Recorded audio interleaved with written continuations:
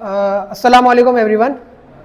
मेरा नाम इबादुल्ला ख़ान है और currently I am doing a corporate job. लेकिन मेरा ड्रीम बिग है, मैं अपने स्टार्टअप को बड़ा करना चाहता हूँ। I am currently running a startup as well that is named स्पोटेक।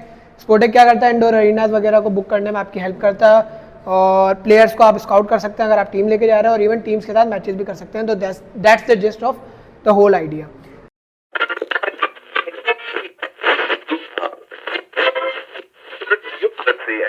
तो मैं आज यहाँ पे कॉमेडी स्किट परफॉर्म करूँगा। ये मेरा फर्स्ट टाइम है एक कॉमेडी स्किट परफॉर्म करते हुए in front of an audience, और बहुत सारे जोक्स हिट होंगे, बहुत सारे जोक मिस होंगे। तो आई रियली होप कि आप लोग इन्जॉय करें और ये कि मज़ा करें, क्योंकि ये प्लेटफॉर्म ही हम सबको एक ऐसा चीज़ देता है जिससे हम अपने आप को एक्सप्रेस कर सकें। सो मूविंग फॉरवर्ड, मैं जो है बचपन से ही जो है ना बहुत ज़्यादा एक शार्प बच्चा था।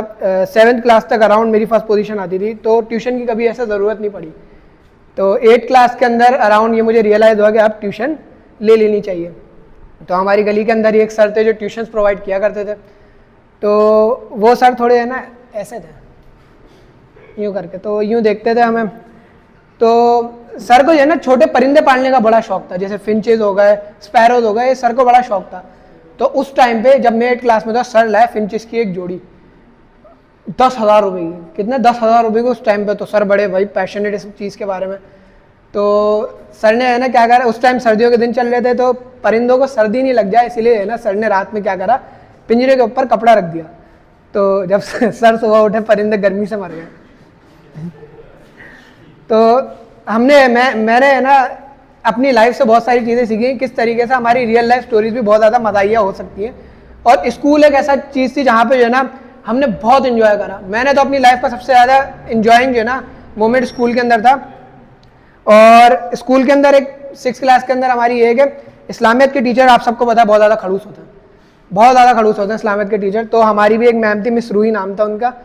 तो वो भी भाई उनकी मंडे को फर्स्ट क्लास हुआ करती थी। तो सारे बच्चे डरे हुए थे कि मिस मारेंगी, पिटना तो हमने होता ही था। तो एक दिन क्या हुआ, मंडे के दिन मिस रूही नहीं आई। तो बच्चे बड़े खुश, एंजॉय करा, पूरा दिन घर चले गए। अब रात के अंदर जैसे ही मैंने टीवी खोला ना, मिस रूही जीतो पाकिस्तान पे आ रही है। और इत्तेफाक के बाद मिस रूही के डब्बे में से 10 तोला सोना निकल गया।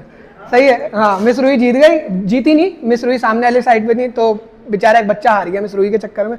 तो बहरहाल अगले दिन मिस रूही स्कूल आई तो सारे बच्चे, सारे टीचर्स, आप कल मैम जीतो पाकिस्तान, मैम भी बोली यस बेटा यस। हमारी क्लास में ब्रेक के बाद पीरियड मिस रूही आई क्लास, गुड मॉर्निंग टीचर, जीतो पाकिस्तान।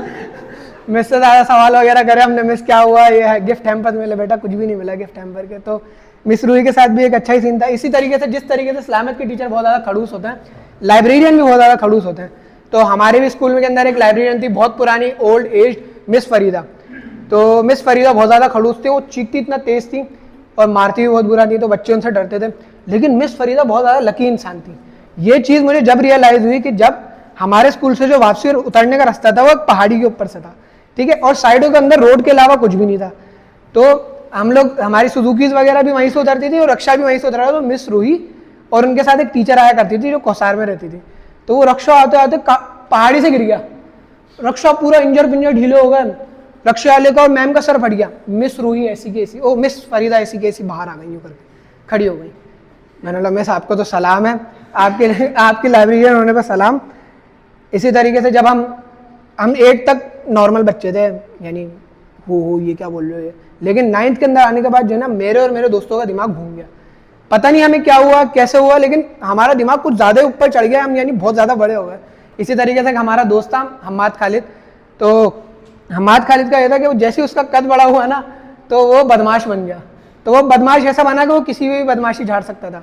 तो एक हमारी मिस फारीना होती थी, वो बहुत तेज़ चीखती थी, और इतना तेज़ चीखती थी कि हम उनकी मार से नहीं डरते थे, हम उनकी आवाज़ से डरते कि ये चीखेंगी ना बहुत तेज़ लगेगी कान के अंदर। तो पूरी क्लास खामोश, लेकिन हम्माद बोले जा रहा। मिस यूँ घूम के वापसी है और फट, हम्माद खड़ा हो गया, क्या हो गया मिस, क्यों मार रही है? मिस ने बोला मेरे ऐसी हाथ में खारिश हो रही थी। हम्माद, ऐसा तो हमारे हाथ में होगी, हम भी आपको मारेंगे।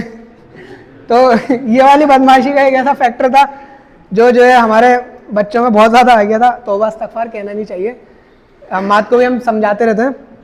तो स्कूल के अंदर जैसे बच्चों के हम नाम रखते तो हमारे स्कूल में भी जो है ना बहुत अतरंगी नाम थे।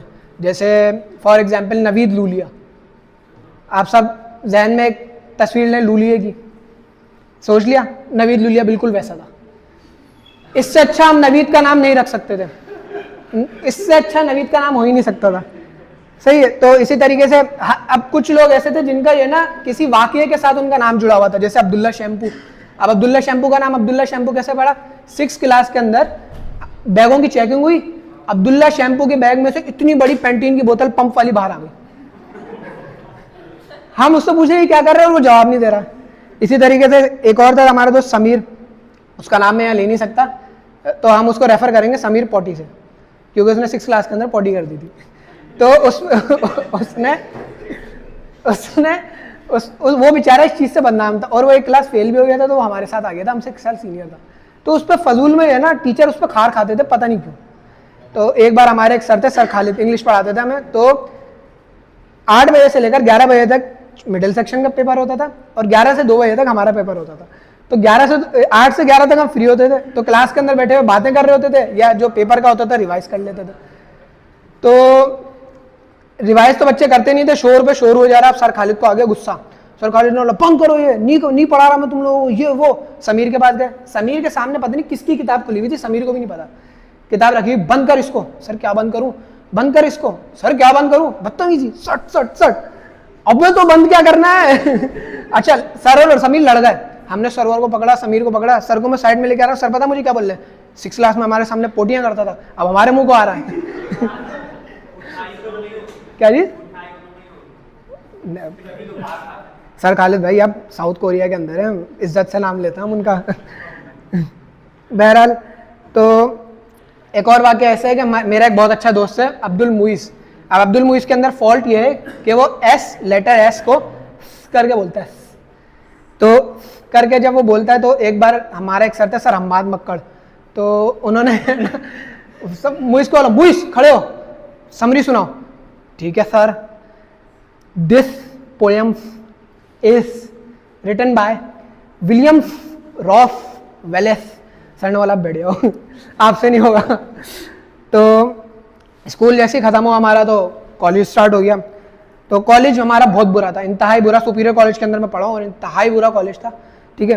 कुछ चंद सीन ऐसे हैं जो हमने सेंटर के अंदर या ऐसे गुजार लिए। उसके अंदर ये था कि हमारा एक दोस्त था हम्माद नदीम, बहुत अच्छा डिबेटर, लेकिन उस टाइम पे वो स्टार्ट कर रहा था, अभी ऑल पाकिस्तान के लेवल पे डिबेट करता है वो।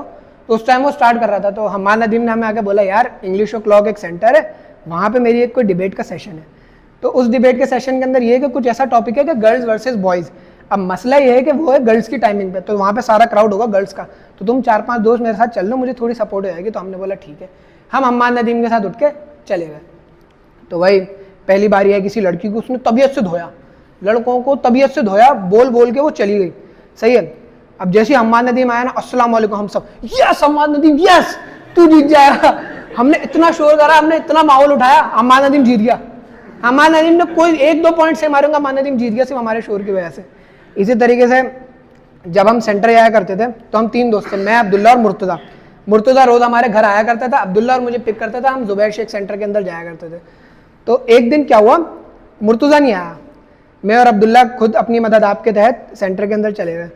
तो उस टाइम पे मैंने नया नया जिम ज्वाइन करा था। तो मैं जिस जिम में जाया करता था ना, तो वो एक बेसमेंट के अंदर जिम था, और घर की जो लाइंस वगैरह होती है ना बाथरूम की, वो जिम में से होकर गुजरती थी, ठीक है।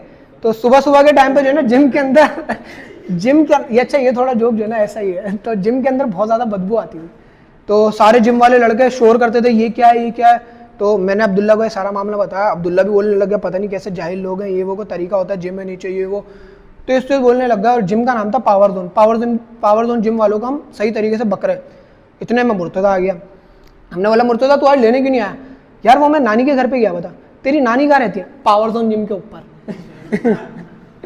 उसके बाद जब हमने उसकी नानी के बारे में बात कही, किस तरीके से उसकी नानी बिल्डर है, उसकी नानी का पठानों में उठना बैठना है वगैरह वगैरह। At the end of the day Murtaza ने हम सबसे कसम उठवाई कि हम उसकी नानी के बारे में आज मजाक नहीं करेंगे। तो उस दिन के बाद मैंने आज मजाक करा है। तो यही था हम सबका सब कुछ। तो I hope you all like it, और that's all from my side. Thank you.